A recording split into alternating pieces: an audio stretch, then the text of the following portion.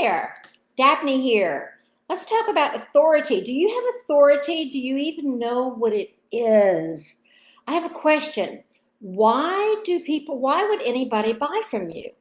Or the way you would answer that is, why do you buy from anyone else? Well, we buy from people because we believe that they have what we want, or we believe what they say.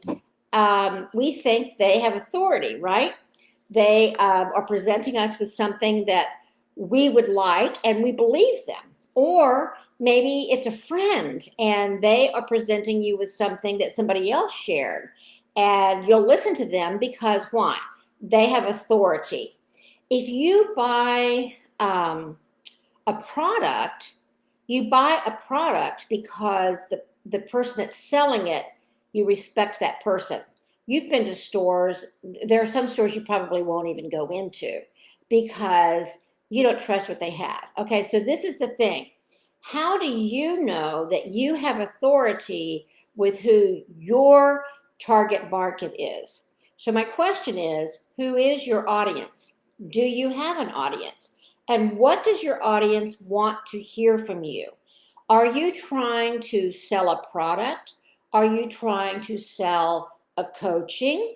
Are you trying to recruit people into your business, get business partners to help you with your business, to help you grow your business, like franchises and that kind of thing? Are they the same kind of people? Are the people that would buy your product the same people that you would like to be in business with? Now, obviously, the people that you want to be in business with would want your product, but are the people that you want to sell your product to the kind of people that you want to be in business with? So those are two different audiences. They can be the same audience, but they don't have to be. So then the question is, how do you know whether you have authority with them? Why would they do business with you, or why would they go into business with you? So let's talk about some real world examples. Let's talk about authority. What is it? Authority is someone that has information or knowledge that you need. So a real world example, we'll just talk about a real world example that I recently had. I recently bought a house that had been through a flood, and I knew it had been through a flood, but I went through it was a good deal. And I've done houses before, and I didn't think it was going to be any big deal. So I bought the house, it looked good, and I moved in. Well, my neighbors are wonderful people. They're older, they've lived in the neighborhood for 30 years, and they started telling me horrible things about this flood. And they told me horrible things about mold and the neighborhood and houses being ruined and people getting sick and on and on and on. And I mean, I laid awake at night. They had authority, right? They had authority because they lived here and I didn't. They had been in the neighborhood for 30 years and I haven't been. They are older than I am, so of course they know more than I do. So I really respected what they said. But in the meantime, I was laying awake at night wondering, what in the world was I going to do? Was I going to have to move in with my kids? Was I going to have to walk off and leave my house? Was I going to move into the garage? I mean, what exactly was I going to have to do?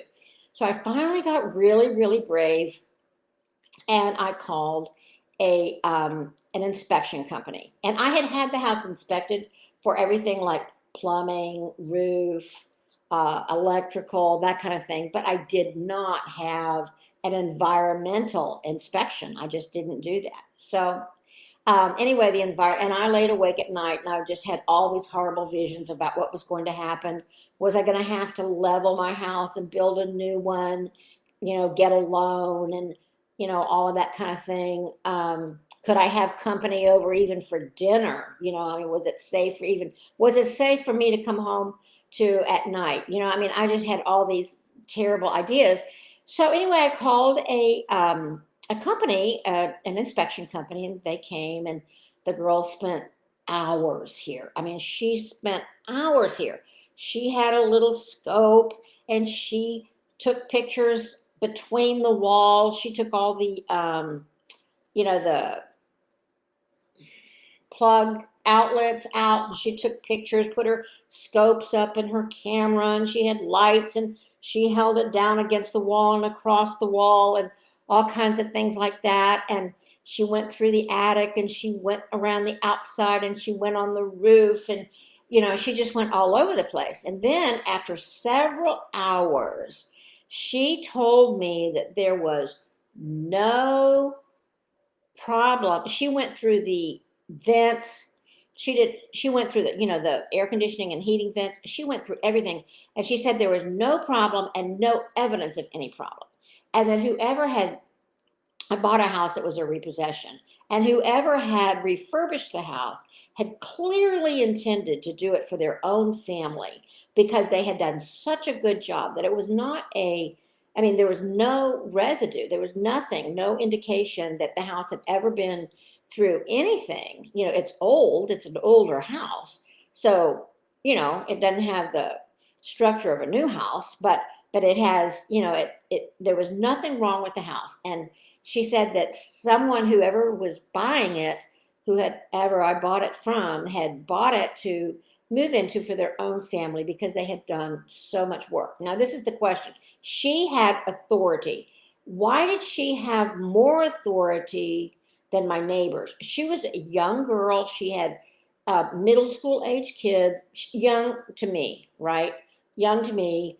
And she had middle school age kids, and she drove a big souped up cool truck, and I drive a car, and she had her hair slicked back in a ponytail. But why did I respect her, and she had more authority than my neighbors, who've been in the neighborhood for 30 years and who were clearly older and very experienced in the whole thing? Why? She had more authority because she taught me. She showed me evidence of what she had to offer. She showed me pictures. She explained to me. She showed me what she was doing. She built my trust for those few hours, and she wrote a report and sent it to me. So she had more authority. So my question is, and I want to put forth to you, how do you build authority? Now, in most cases, you would think that somebody my age might not take the word of someone who's in their maybe younger than 40, in her 30s. Why would I listen to somebody like that? Well, why wouldn't I listen to somebody like that if she knows more than I do, right? So, age doesn't mean everything, and experience doesn't mean everything either, really, because sometimes it's the kind of experience we have.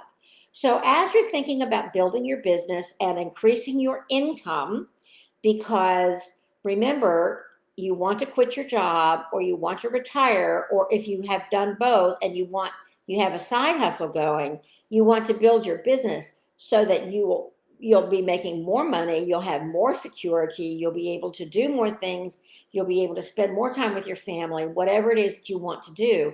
But in order to do that, you have to have customers. In order to have customers, you have to have authority. So I want you to think about that. Let's continue to think about that this week, and how to build authority with your niche market. We've talked about niche markets before. We've talked about audiences. We've talked about what you sell and who needs what you sell. But now let's talk about, how do you sell, or how do you hire and have business partners why would they do business with you, and why would they want to do business with you?